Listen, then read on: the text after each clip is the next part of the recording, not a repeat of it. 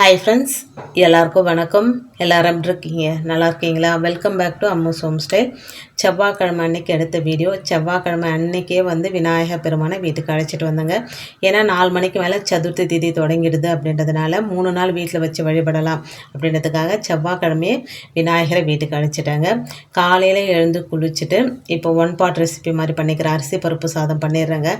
கடைக்கு போயிட்டோம் அப்படின்னா நம்ம கூட்டு பொரியெல்லாம் வச்சு சாப்பிட்றதுக்கு டைம் இருக்காது அப்படின்றதுனால 1 பாட் ரெசிபி அப்படின்னா அப்படியே ஸ்பூனில் சாப்பிடலாம், ஒரு அப்பளம் தொட்டுக்கிட்டு அப்படின்ட்டு இப்போ ரெடி பண்ணிகிட்ருக்கேங்க. இதை டீட்டெயில்டு வீடியோ எடுத்து வச்சுருக்கிறேன். உங்களுக்கு வேணும்னா சொல்லுங்கள், அதுவும் நான் அப்லோட் பண்ணுறேங்க. சூப்பராக இருந்ததுங்க. ரொம்ப குழையும் இல்லாமல் ரொம்ப வரையும் இல்லாமல் நல்லா இருந்தது சாப்பாடு. அதை ஒரு 2 பாக்ஸ் எடுத்து வச்சுக்கிறேங்க. காலையிலுக்கும் மதியத்துக்கும் கடையிலே சாப்பிட்டுட்டு சாயந்தரம் வீட்டுக்கு வரலாம் அப்படின்னு. இன்றைக்கி செவ்வாய்க்கிழமை அப்படின்றதுனால முருகப்பெருமான் வழிபாடு செய்கிறது ஒரு 6 வாரம் எனக்கு ஒரு பிரார்த்தனை இருக்குங்க. இது நம்ம செடியிலே பூத்த செம்பருத்தி பூ. என்ன தான் கடையில் விதவிதமாக ஃப்ரெஷ்ஷான பூக்கள் இருந்தாலுமே நம்ம செடியில் நாம் வச்ச செடியில் பூக்கிற பூவுக்கு ஒரு தனி மரியாதைங்க. பூ மட்டும் இல்லைங்க, நாம் வைக்கிற செடியில் ஒரு சின்ன ஒரு காய் காய்ச்சதுனாலே அது ஒரு சந்தோஷம். அந்த ஒரு காயை பார்த்து எப்போ வளரும் அப்படின்னு சொல்லி அதை பறித்து அதை குழம்புல போட்டால் அன்றைக்கி குழம்பு ரொம்ப டேஸ்ட்டாக இருக்கும். நம்ம வச்சு செடியில் காய்ச்ச காயினால தான் இந்த குழம்பு இவ்வளோ டேஸ்ட்டாக வந்தது அப்படின்ற ஒரு எண்ணம் நமக்கு வரும். அது எனக்கு மட்டும்தான் ஃபீல் ஆகுமா, இல்லை நீங்களும் அப்படி தானா அப்படின்னு கமெண்ட்டில் சொல்லுங்கள்.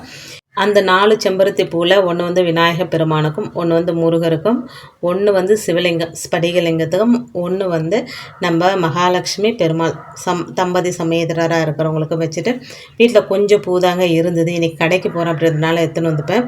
இருக்கிற கொஞ்சம் பூவையும் ஃபோட்டோஸ்க்கெலாம் அழகாக வச்சுட்டு தீபம் ஏற்றி நெய் தீபமாக ஏற்றுறாங்க. பொதுவாக விளக்கு தேய்ச்சேன் அப்படின்னா விளக்கு தேய்ச்சிட்டு ஃப்ரெஷ்ஷாக ஏற்றுற ஃபஸ்ட்டு தீபத்தை நெய் தீபமாக ஏற்றுவாங்க. இப்போ கொஞ்ச நாளாக இதை ஃபாலோ பண்ணிட்டு வரேன். 2 காமாட்சி அம்மன் விளக்குக்கும் நெய் தீபமும் நான் வேண்டுதல் வச்சுருக்கிறேன்னு சொன்னேன் இல்லைங்களா முருகப்பெருமானுக்கு. அது கரெக்ட் 6 வாரமும் கண்டிப்பாக நெய் தீபம் தான் ஏற்றுனாங்க. ஒரு நெய் தீபம் ஏற்றி முருகப்பெருமானுக்குரிய மந்திரங்கள் நமக்கு என்ன தெரியுமோ அதை சொல்லலாம். கந்த சஷ்டி கவசம் படிக்கலாம், வேல்மாறல் படிக்கலாம், இல்லைனா ஓம் சரவண பவ அப்படின்னு ஒரு 6 தரம் சொன்னால் கூட போதுங்க. ஏதாவது ஒரு பிரார்த்தனையை மனசில் வச்சுக்கணும். ஒரு 101 ரூபா முடிஞ்சு வச்சிடணும். ஃபஸ்ட்டு வாரம் இந்த வாரம் செய்ய போகிறீங்க செவ்வாய்க்கிழமை அப்படின்னா ஒரு 101 ரூபா ஒரு மஞ்சள் கலர் துணியிலையோ இல்லை சிவப்பு கலர் துணியிலோ முடிஞ்சு முருகப்பெருமானோட பாதத்தில் வச்சு நல்லபடியாக வேண்டிக்கோங்க. என்னுடைய வேண்டுதல் இது நிறைவேறிடுச்சு அப்படின்னா திருச்செந்தூர் முருகர் கோவிலுக்கு திருச்செந்தூர் முருகர் கோவிலில் இருக்கிற உண்டியலில் இந்த காசை செலுத்துகிறேன் அப்படின்னு வேண்டிக்கலாம். முருகப்பெருமான் 6 வாரத்துக்குள்ளே முடிச்சிட்டாரு அப்படின்னா உங்களை கண்டிப்பாக திருச்செந்தூருக்கு அழைச்சி பாருங்கள். அங்கே போய்ட்டு அதில் சேர்க்கலாம். ஒருவேளை திருச்செந்தூருக்கு போக முடியலைனாலும் ஒன்றும் பிரச்சனை இல்லைங்க. பக்கத்தில் எங்கேயாவது முருகர் கோவில் இருந்தாலும் அந்த உண்டியில் சேர்த்துலாம். ஒரு மாதத்துலேருந்து ஒரு 3 மாதம் வரையும் கூட வெயிட் பண்ணி திருச்செந்தூருக்கு போக முடிஞ்சால் போகலாம். முடியாத பட்சத்தில் நம்ம பக்கத்தில் இருக்கிற முருகர் கோவிலில் கூட உண்டியில் செலுத்திடலாங்க. இப்போ திருப்பதிக்கு எப்படி நம்மளால் நினச்சா போக முடியாதோ அதே போல் தாங்க சில கோவில்கள். அதில் ரொம்ப முக்கியமானது இந்த திருச்செந்தூருக்கு போகணும் அப்படின்னு பிளான் பண்ணால் போகவே முடியாதுங்க. முருகப்பெருமான் விருப்பப்பட்டாதான், அவர் அழைச்சா மட்டுமே தான் அந்த மண்ணை போய் நம்மளால் மிதிக்க முடியும் அப்படின்னு சொல்லுவாங்க. அது உண்மைதான், இல்லை நம்மளால் மறுக்கவே முடியாதுங்க. நானும் நிறைய தரம் ட்ரை பண்ணுறேன் திருச்செந்தூருக்கு போகணும் அப்படின்னு சொல்லி. இது வரைக்கும் என்னால் போக முடியலைங்க. போகணும். அங்கே போயிட்டு எப்படி சொல்லும்போதே எனக்கு கூஸ் பம்ப் ஆகுது, கண்ணில் தண்ணி வருதுங்க. மடி பிச்சை எடுக்கணும்னு அப்படின்னு எனக்கு ஒரு ஆசை இருக்குங்க. ஒரு 1/2 hour எல்லாத்தையும் திறந்துட்டு மனசில் முருகரை நினச்சி மடி ஏந்தி பிச்சை எடுக்கணும் அப்படின்ற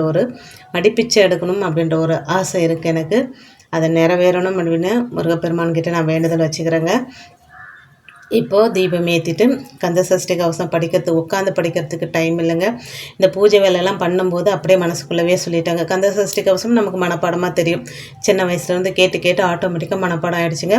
ஒரு கிளாஸ் பால், ஏலக்காய் தட்டி போட்டு கல்கண்டு போட்டு ஒரு கிளாஸ் பாலும் நெய்வேத்தியமாக வச்சுட்டு பூஜையெல்லாம் பண்ணி முடிச்சுட்டு சாப்பாடெல்லாம் எடுத்துகிட்டு கடைக்கு கிளம்பிட்டாங்க. எங்கள் வீட்டுக்கு முன்னாடி ஒரு ஸ்டீல் டோர் இருக்கும். அதில் கவர் போட்டு ஒட்டி வச்சுருந்தோம். இப்போ கவர் எடுத்துட்டோம். அதுவே கண்ணாடி மாதிரி இருக்குங்க.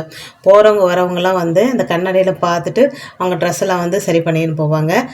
மனுஷங்க மட்டும் இல்லைங்க, ஆடு மாடு கோழி கிடையாதுங்க. ஆடு மாடு நாய்க்குட்டிங்க இதெல்லாமே கண்ணாடியில் அதுங்களோட ஃபேஸை பார்த்துட்டு என்னவோ அதுக்கு முன்னாடி அவங்க ஃப்ரெண்ட் இருக்கிற மாதிரி என்னவோ நினச்சிக்கிட்டு நம்மள மாதிரி உருவம் இருக்குது அப்படின்னு அதில் ஊற்று பார்த்துட்டு இருப்பாங்க. பக்கத்தில் இருக்கிறவங்களாம் கிண்டல் பண்ணுவாங்க. இப்போது கடைக்கு வந்துட்டேன். கடைக்கு வந்தோடனே என்னோடய முதல் வேலை இந்த பூ கோயம்பேட்டிலேருந்து இந்த மாதிரி டப்பில் தாங்க பூ வரும், ஒவ்வொரு டப்பாக வரும். அதில் இருக்கிற பூவெல்லாம் கீழே கொட்டி அதை வந்து சுத்தமாக பொறுக்கி எடுக்கணும். அதில் அழுகல் ஏதாவது இருக்கா, அப்படி இல்லைனா காஞ்ச பூ ஏதாவது இருக்கா, அந்த மாதிரி எடுத்துடணும். ஏன்னா நம்ம அப்படியே வச்சுருந்தோம் அப்படின்னா ஒரு பூ அழுகி போயிருந்தது அப்படின்னா பக்கத்தில் அப்படியே சேர்த்துட்டு அப்படியே மொத்தமாக அழுகிடுங்க. அதனால தான் இதை க்ளீன் பண்ணணும், ஈரம் இல்லாமல் வச்சுக்கணும். அந்த டப்பை வந்து அந்த பூவை கொட்டிட்டு ஒரு துணி எடுத்து அந்த ஈரத்தெல்லாம் துடைச்சிட்டு அந்த பூவை கழிக்கிற வேலை, அதுக்கப்புறம் வந்து சவுக்கு வெட்டுற வேலை, மாலை கட்டி வச்சுருந்தாங்களா அதில் காம்பெல்லாம் வெளியே நீட்டுருக்கும் பார்த்திங்களா, அதெல்லாம் கட் பண்ணுற வேலை, இந்த வேலை தாங்க. இன்றைக்கி வந்து செவ்வாய்க்கிழமை, நாளைக்கு வந்து விநாயகர் சதுர்த்தி அப்படின்றதுனால பூக்கள் வாங்க வருவாங்க, உதிரி பூவாக வாங்க வருவாங்க. அவங்களுக்கெல்லாம் வந்து 100 கிராம் அந்த மாதிரிலாம் பூ போட்டு கொடுக்குறது, மாலை போட்டு வச்சுருக்குறாங்க. காலையிலே எங்கள் கடையில் வேலை செஞ்சேன். இதுக்கு முன்னாடி ஒரு பையன் வேலை செஞ்சுட்டு இருந்தான், ரொம்ப நல்ல பையங்க அவன். அதாவது நம்ம குடும்பத்தில் ஒருத்தர் மாதிரி நல்லா வேலை செய்கிற பையன் அவன்.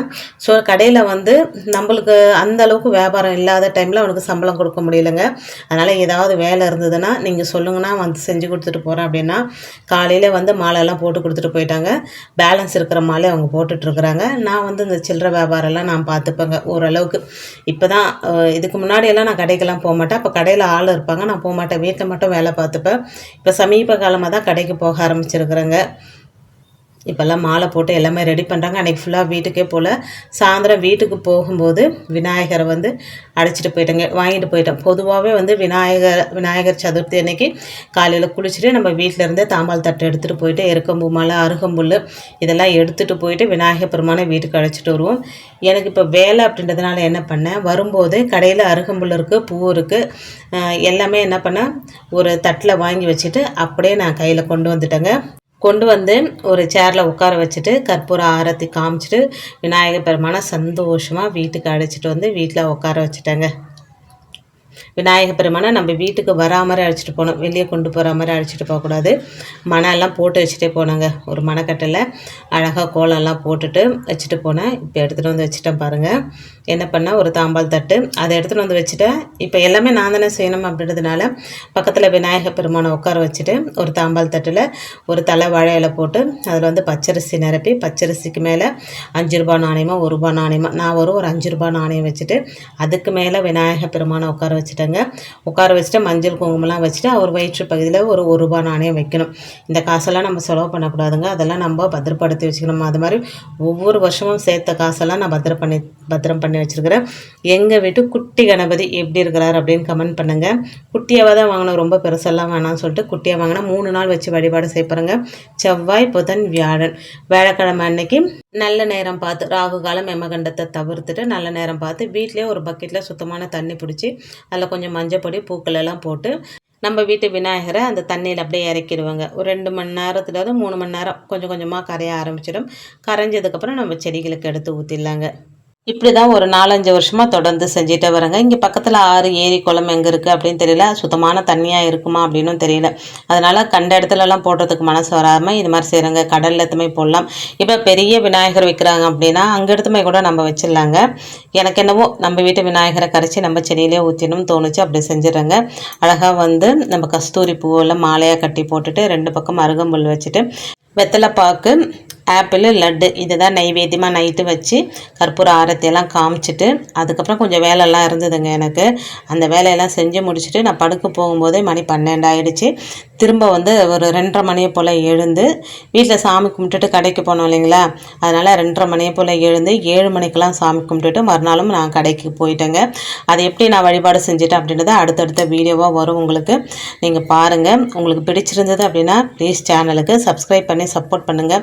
ரொம்ப எஃபர்ட் எடுத்து தான் நான் வீடியோஸ்லாம் போட்டுட்ருக்குறேங்க. ஆனால் அதுக்கான பலன் கிடைக்குதா அப்படின்னா அந்த பலன் கிடைக்கல அப்படின்னு தாங்க சொல்லணும். ஆனால் என்றைக்காவது ஒரு நாள் என்னோடய வீடியோஸும் போகும், கண்டிப்பாக நமக்கு ரெவன்யூ கிடைக்கும் அப்படின்ற நம்பிக்கையில் தொடர்ந்து வீடியோஸ் போட்டுகிட்டே தாங்க இருக்கிறேன். பார்க்குறவங்க யாராவது 1-2 பேர் பார்த்தாலும் நீங்கள் கமெண்ட் பண்ணி லைக் பண்ணிங்க அப்படின்னா தான் யூடியூப் வந்து நிறைய பேருக்கு இந்த வீடியோ வந்து ரெக்கமெண்ட் பண்ணுங்கள். அதனால் ப்ளீஸ் சப்போர்ட் பண்ணுங்கள். அடுத்த வீடியோவில் பார்க்கலாங்க.